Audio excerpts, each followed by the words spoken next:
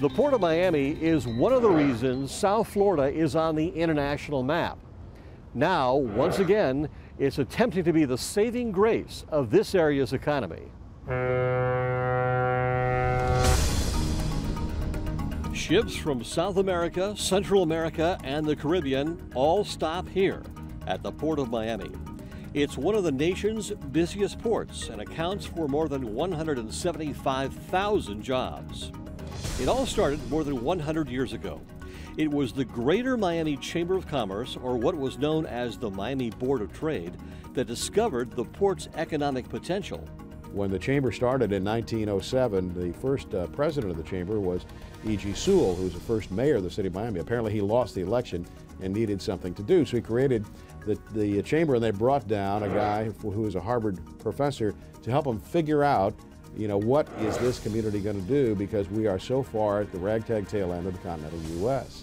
The guy came down and he stayed in Henry Flagler's hotel, which is in the same spot where the J.W. Marquis Marriott is right now. And he said, look, I didn't have to come down here and tell you this, but I've never been to Miami before, so I took you up on the trip. But he says the reality is that your answer to all your problems is geography. He was right.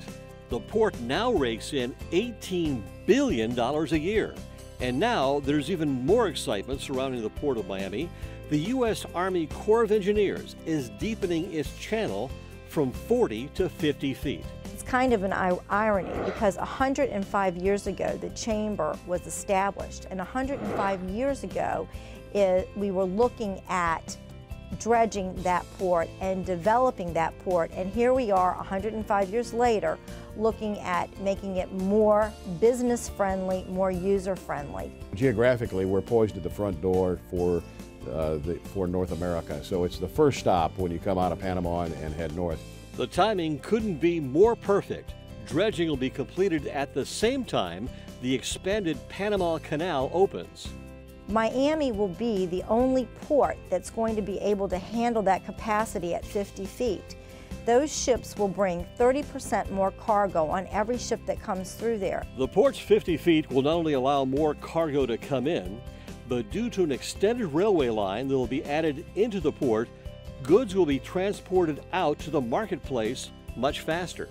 The theory is that we can have product into Walmart and Penny's and similar stores in the Midwest much more quickly if the ships stop here than if they would continue on to other ports up in the East Coast, Savannah or Norfolk or others. I mean, that's the geographic advantage that we have here in Miami.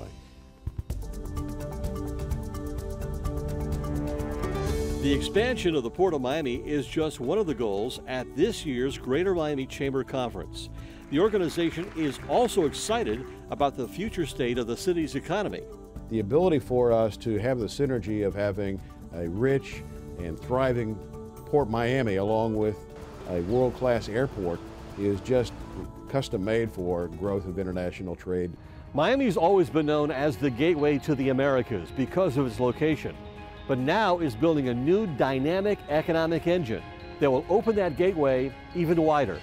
I'm Spiro Canton for Comcast Newsmakers on Watson Island. We thank you for joining us.